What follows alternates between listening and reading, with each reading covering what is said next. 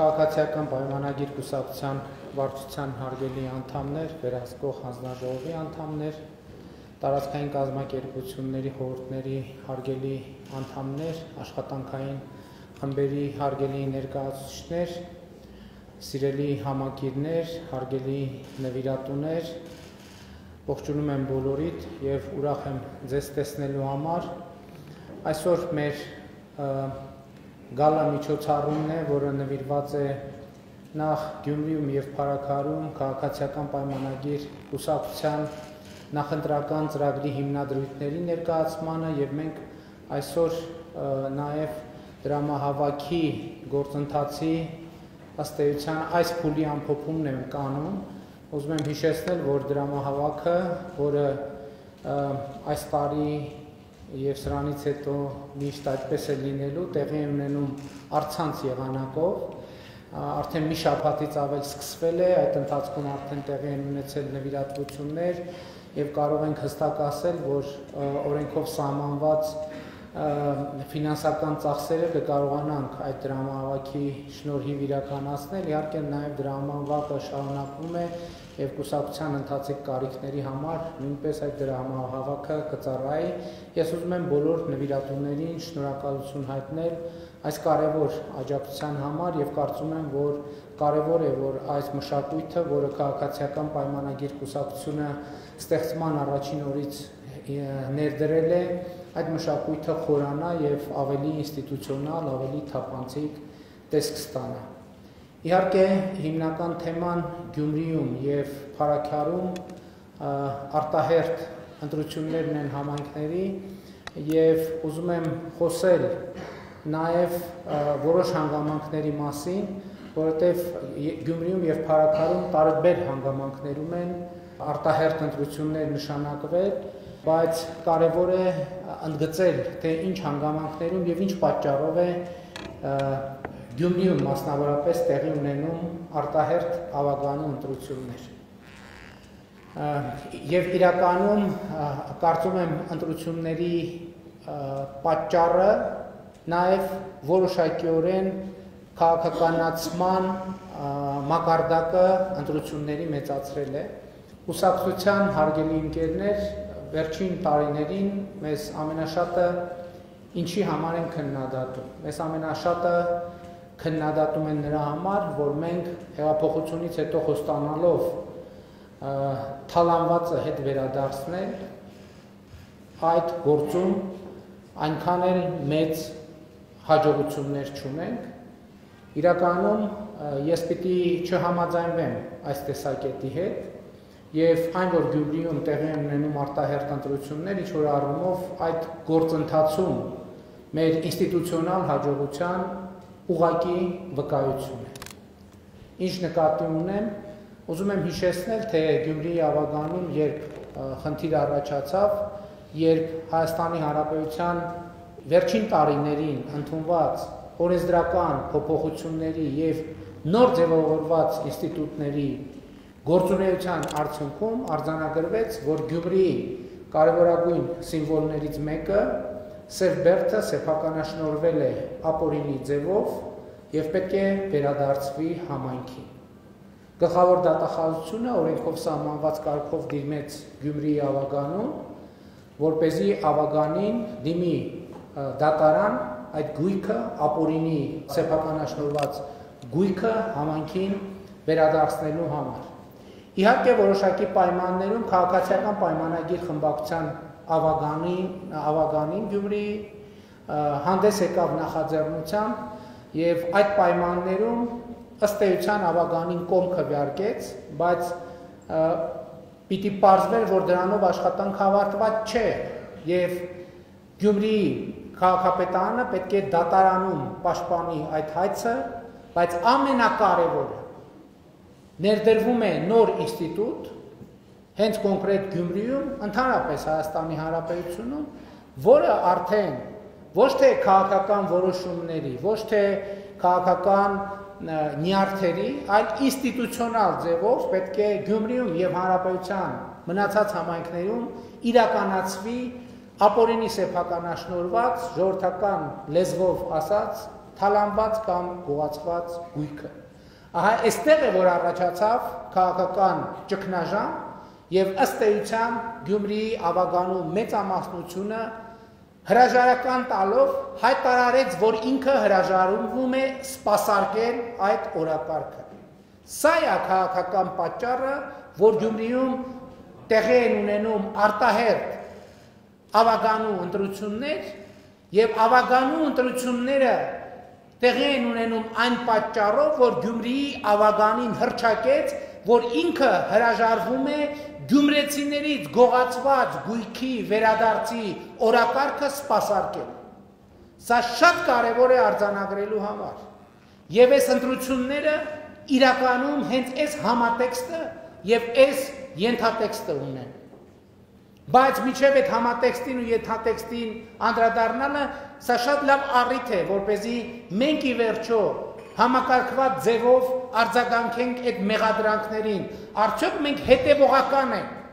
ժողովրդից թալանվածը վերադարձնելու ճանապարհին, թե այնուամենայնիվ մենք գնացել ենք այդտեղ կոմպրոմիսների, մեր քաղաքական կամքը նվազել է, մեր վճռականությունը նվազել է եւ մենք հետ քայլեր ենք արել։ Ես կարող եմ միանշանակ ասել ոչ, մեր կամքը ոչ միայն չի նվազել, մեր կամքը դարձել է պետական ինստիտուտ եւ այլևս ապօրինի գույքի վերադարձը կախված չէ նույնիսկ քաղաքական կամքից։ Դա այլևս իրավական գործընթաց է եւ վերջին տարիներին մենք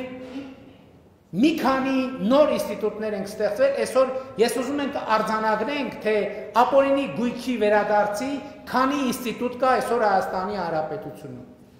Դրանցից մեկը քրեական գործերով գույքի բռնագանձման համակարգն է։ Այդ համակարգով մենք արդեն իսկ ունենք բռնագանձված եւ պետությանը եւ ժողովրդին վերադարձված գույքեր։ Երկրորդ համակարգը պետական շահերի պաշտպանության համակարգն է, որով նույնպես այս տարիներին վերադարձվել են եւ հիմա էլ վերադարձվում են գողացված գույքեր, ապօրինի սեփակ կանաչնորված ապօրինի ձեռք բերված գույքեր։ Հաջորդը ապօրինի գույքի վերադարձի համակարգն է, որով արդեն Հայաստանի Հանրապետությունում կան օրինական ուժի մեջ մտած դատավճիռներ։ Հաջորդը համայնքային շահի պաշտպանության ինստիտուտն է, որը ելի նոր հիմնադրված ինստիտուտ է եւ որով արդեն Հայաստանի Հանրապետությունում կան վերադարձված գույքեր։ Գիտեք, եւ սա շատ կարեւոր է արձանագրել, բայց կարեւոր է նաեւ պատասխանել մի կարեւոր եւ էական հարցի։ Իսկ ինչու ենք մենք գնացել այսպիսի երկար ճանապարհով։ Մի քանի պատճառով։ Առաջինը 2018-19 թվականին մենք որոշակի այսպես հեղափոխական կամքով մի քանի մարդկանցից, որոնց պայմանականորեն կարելի է անվանել հավաքական Սաշի կանոնով, մի քանի մարդկանցից մի քանի տասնյակ միլիոն դոլարի գույք մենք վերադարձրինք։ Բայց 1, 2, 3 մենք հասկացանք, որ համակարգը այդպես չի կարող աշխատել, որովհետև շատերը հավաքական պայմանական Սաշիկից շատ ավելի խելոք է եւ նրանց իրենց գույքերը ոչ թե միտեղ են դրել մի մարդու անունով, այլ դրել են 10, 15 տեղ, 20 տեղ Հայաստանից դուրս եւ տասնյակ մարդկանց անունով։ Եվ հարկավոր է ստեղծել համակարգ, որպեսզի գնա այդ գույքերի հետևից, հատիկ, գնա այդ գույքերի հետևից, տեղորոշի, կոորդինատավորի, ստեղծի իրավական համակարգեր, որպեսզի մենք ոչ միայն կարողանանք այդ գույքերը վերադարձնել, այլև մեր երկրի իրավական, ժողովրդավարական, օրենքի գերակայության իմիջին վնաս չհասցնենք, դրանով չմեծացնենք մեր երկրի խոցելիությունները։ Եվ այսօր ահա հենց այս առիթով ես ուրախ եմ եւ հպարտ եմ զեկուցել, որ այդ համակարգը այլևս գործարկված է։ Ես շատերն են ընդդիմադիրներից հիշեցնում իմ խոսքերը 2018-19 թվականներին, երբ որ ես ասել եմ կոպեկ առ կոպեկ վերադարձնելու ենք, հատիկ առ հատիկ վերադարձնելու ենք։ Եվ ես իմ Facebook-յան էջում արդեն մի շարք եմ սկսել, որը հույս ունեմ եւ համոզված եմ, որ առաջիկա տարիներին չի ավարտվելու այդ շարքը։ Չի ավարտվելու այդ շարքը եւ մենք պետք է ժողովրդին զեկուցենք, թե ինչ ենք վերադարձրել։ Եվ ուզում եմ նաև ընդգծել, այս վերջերս ես իմ էջում դրել էի 2010 թվականի արտադրության ապօրինի ձեռք բերված որպես ապօրինի գույք Range Rover-ի վերադարձ եւ էլի ինդիմադիրները սրանով էլի ժողովրդին խափում են ոչ, դա հենց նրա ապացույցն է, որ հատիկ առ հատիկը բարիս բուն իմաստով հատիկ առ հատիկ է։ Եթե տենց դուր չի գալիս, ուրեմն Range Rover առ Range Rover ենք վերադարձնելու, բրաբուս առ բրաբուս, յաշիկ առ յաշիկ։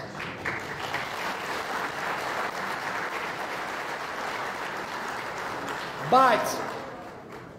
ինչ կապ ունի այս ամեն ինչը Գյումրիի ընտրությունների ծագումնաբանության եւ ընթացքի հետ։ Կապը շատ մեծ է, որովհետև նրանք, ովքեր արդեն ինքնահայտարարագրվել են Գյումրիի ընտրություններին մասնակցելու, նրանց մասնակցությունը ընդամենը ունի մի համատեքստ։ Նրանք դուրս են եկել իրենց գողացված գույքերը պաշտպանելու վերջին կռվին եւ վերջին ճակատամարտին։ Նրանք դուրս են եկել իրենց թալանածը պաշտպանելու վերջին մարտին ու ճակատամարտին։ Որովհետեւ ես վերջին օրերը այս դիտանկյունից նայեցի եւ Գյումրիի ընտրություններին մասնակցում է 300-ից 350 միլիոն դոլարի ապօրինի ձեռք բերված գույք, որը սպասվում է վերադարձի Հայաստանի Հանրապետությանը եւ ժողովրդին ի սեփականություն։ Ընդ որում հայտնի են ումն են այդ գույքերը։ Դրանք Նիշիկի գույքերն են, դրանք Վարդանիկի գույքերն են, դրանք Ռոբիկի գույքերն են եւ դրանք Սերժիկի գույքերն են։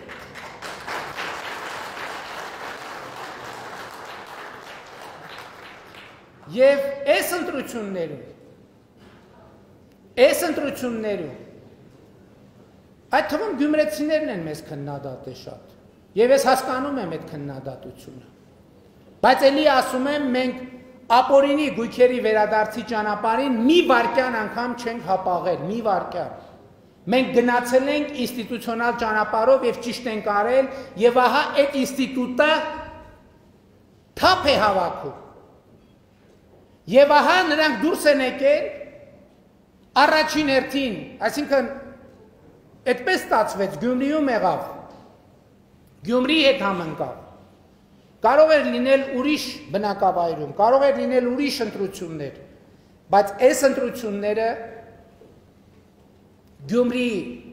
ընդ որում այստեղ կա երկու հարթություն, կա համայնքային հարթություն եւ կա քաղաքական հարթություն։ Քաղաքական հարթությունը մենք չենք բերել, այս շատ կարեւոր է։ Մենք չենք ի սկզբանե տրամադրվել եւ որոշել, որ Գյումրիի ընտրությունները պետք է լինեն քաղաքական։ Այդ նրանք են իրենց մուտքով, շեշտադրումներով, հարցադրումներով դարձրել քաղաքական։ Եվ այս ընտրություններում ամեն քվյաթերթիկ հենց նրա մասին է, արդյոք ժողովրդի կամքը թալանվածը վերադարձնելու ճանապարհին թույլատրել է, թե չի թույլատրել։ Քաղաքացիական պայմանագրի կամքը ոչ միայն չի թույլատրել, քաղաքացիական պայմանագիրը ստեղծել է ինստիտուտ ժողովրդի համար, որ ժողովուրդը թալանվածը վերադարձնելու հնարավորություն ունենա, եւ այդ ինստիտուտը այսօր աշխատում է։ Ժողովուրդը պետք է որոշի արդյոք փայտ է մտցնում այդ ինստիտուտի անիվների գործունեության մեջ, թե այդ ինստիտուտին գործելու կանաչ լույս ու ճանապարհ է տալիս։ Եվ ուզում եմ ասել, այո, ցույց տրվեց, թե ինչքան աշխատանքներ են արվել Գյումրիում։ Ասվեց նաև, որ աշխատանքի մի մասն է։ Այո, դրանց մի մասը սուբվենցիոն ծրագրերով են իրականացվել, բայց ես ուզում եմ նաև ընդգծել, որ Գյումրիում 2017 թվականի համեմատ կառավարությունից ստացվող դոտացիաների թիվը կրկնապատկվել է։ 2 միլիարդ դրամից դարձել է 4 միլիարդ դրամ։ Մենք նույն թիվը փարաքարի համար չենք կարող ասել, որովհետև փարաքարը իրավակազմակերպական ձև է փոխել, այսինքն խոշորացված համայնք համադրելի չէ, բայց համայնքների տրամաբանությամբ նույնպես ավելացել է։ Եվ սա պատահական չէ, որովհետև 2017 թվականից 2017-ից, այսինքն հեղափոխությունից ի վեր 2024 թվականի արդյունքները արդեն փաստացի ամփոփված են եւ պետական բյուջեի եկամտային մասը 100%-ով ավելացել է, այսինքն կրկնապատկվել է։ Այսինքն հասկանում եք, մենք Հայաստանի Հանրապետության բյուջեն կրկնապատկել ենք, բայց այդ կրկնապատկելն էլ մի հատ հասկանանք ինչ է նշանակում։ Դա նշանակում է պլյուս 3 միլիարդ դոլար։ Պլյուս 3 միլիարդ դոլար։ Եվ այստեղ շատ կարևոր է անդրադառնալ մի հարցի, որովհետև այսօր էլ մեր ընդդիմախոսները իրենց հոգեզավակների բերանով ասում են, հա, ասում են, ինչ անենք, որ Գյումրիի դոտացիան կրկնապատկվել է, ինչ անենք, որ Հայաստանի պետական բյուջեի եկամտային մասը կրկնապատկվել է։ Կարող է Նիկոլը իր հոր տնից է բերել այդ փողերը։ Իհարկե Նիկոլը ոչ էլ մեր մյուս գործընկերները, մեր հայրերի տնից չենք բերել, որովհետև մեր հայրերի տներում բարեբախտաբար այդքան գումար չկա է։ Բայց շատ կարևոր է արձանագրել,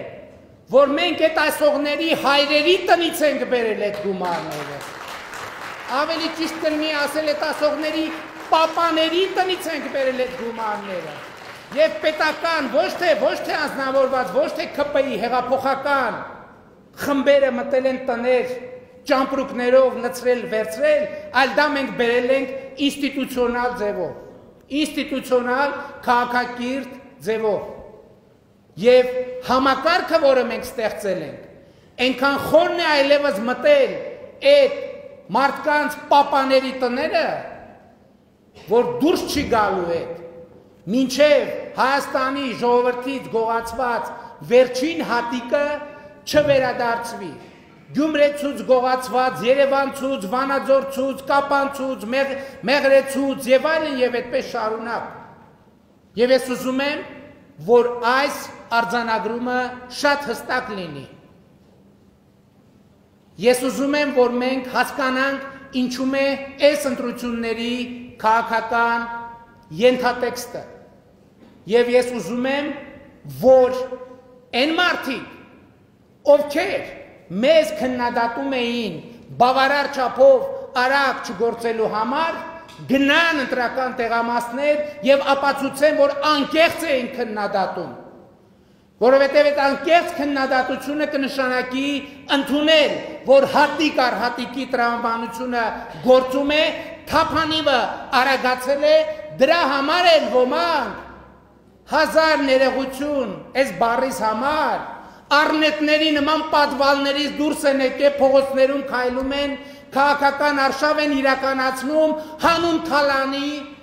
հանուն կոռուպցիայի, հանուն գողացածը ժողովրդին չվերադարձնելու։ Եվ մենք նրանց պետք է հետ ուղարկենք իրենց առնետային պատվալները, որտեղ իրենք սպասեն եւ սպասեն Հայաստանի ժողովրդի արդարությանն ու արդարադատությանը։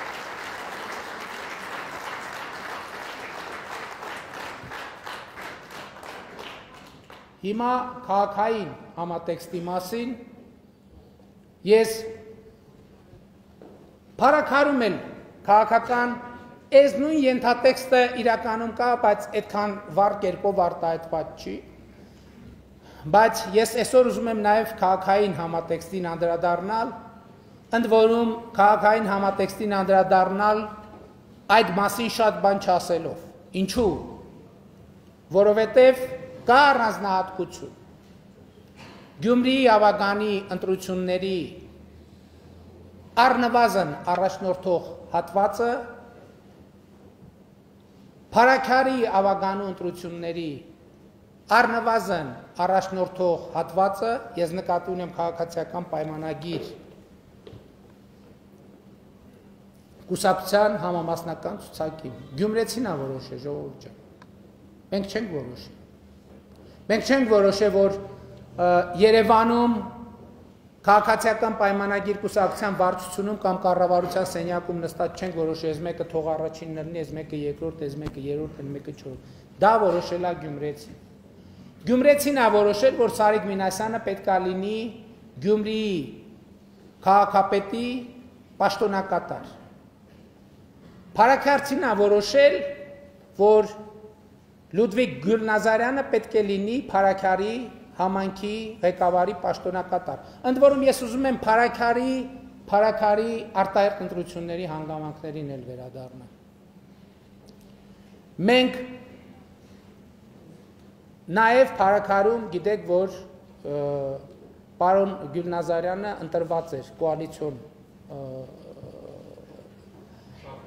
հուշագրի գործունեության ընթացքում, բայց նաև մենք եւ նաև պարոն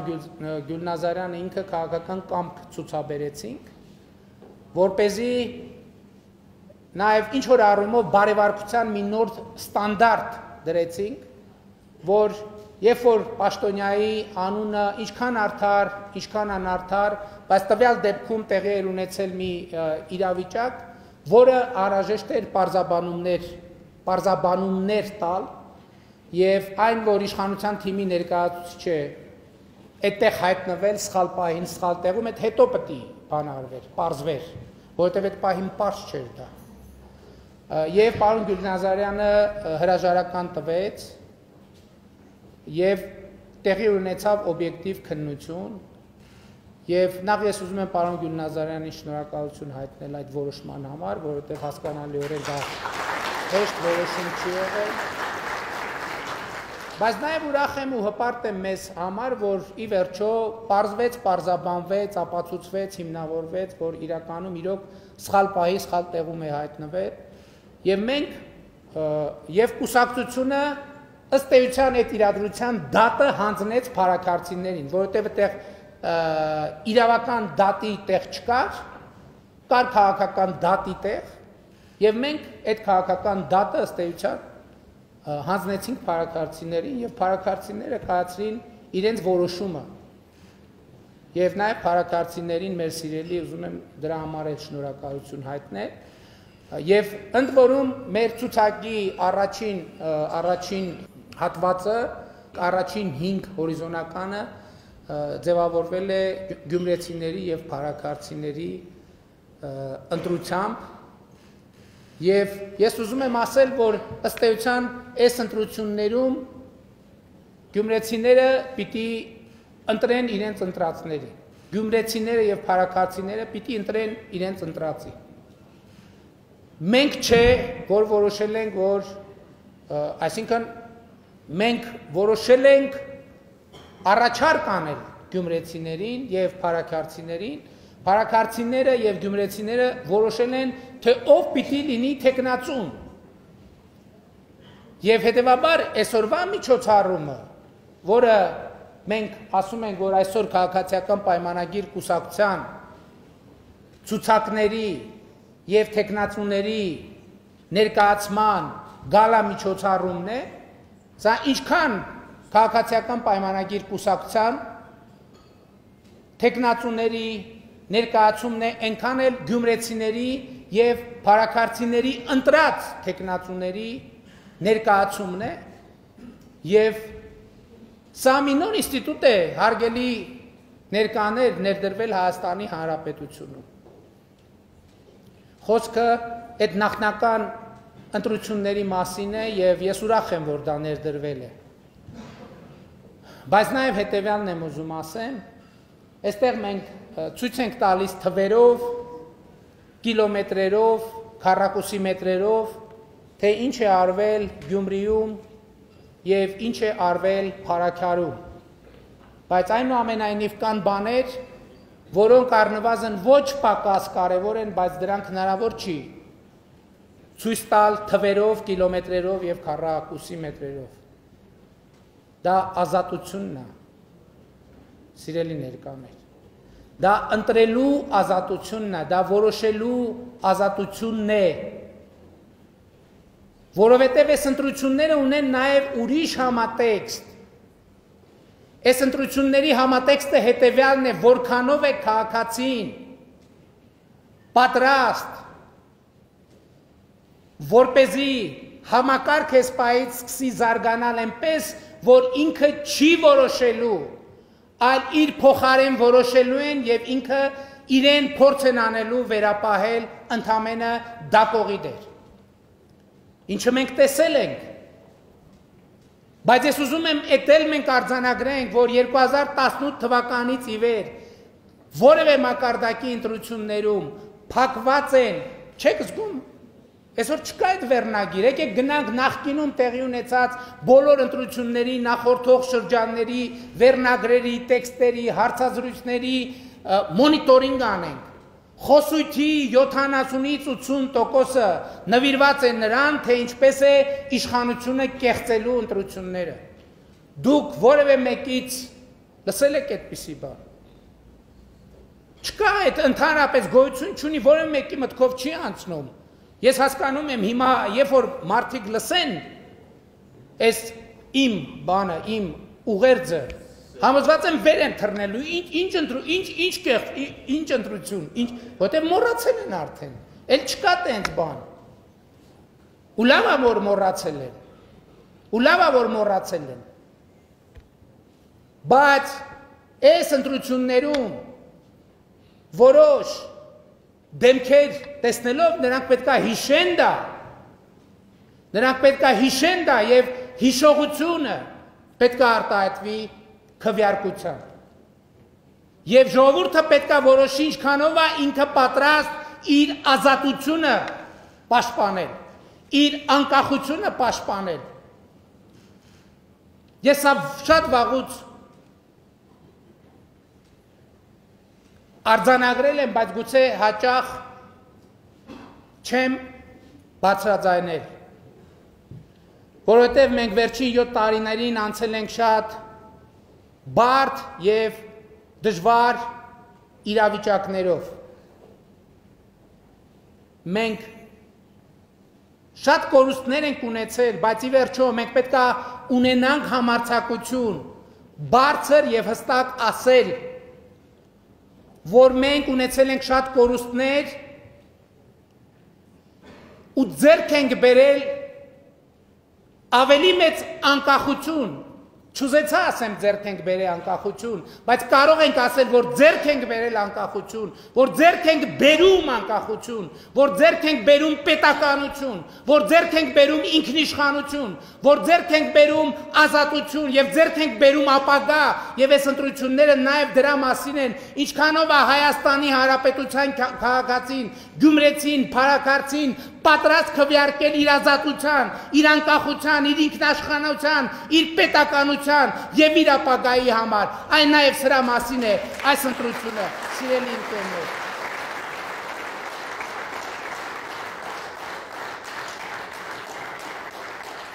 Եվ նաեւ այս իմաստով, այս ազատության իմաստով ենք մենք սարի պես կանգնած եւ Գյումրիի թիկունքին եւ լեռան պես կանգնած, այսինքն քարի պես կանգնած, Փարաքարի թիկունքին, բայց այս ամեն ինչը ասում եմ արձանագրելով, այս ամենով հանդերձ Գյումրեցու եւ Փարաքարցու որոշումը մեզ համար օրենք է, վիճարկման, քննարկման ոչ ենթակա։ Գյումրեցու ասածը, Փարաքարցու ասածը այս ընտրություններում, մյուս ընտրություններում Հայաստանի Հանրապետության քաղաքացու ասածը մեզ համար օրենք է եւ մենք այսօր այստեղ ենք, վաղը այստեղ ենք լինելու, այդ օրենքը պահպանելու, պաշտպանելու եւ զարգացնելու։ Փառք նահատակներին եւ կեցցե Հայաստանի Հանրապետությունը, կեցցե Գյումրին, կեցցե Փարաքարը։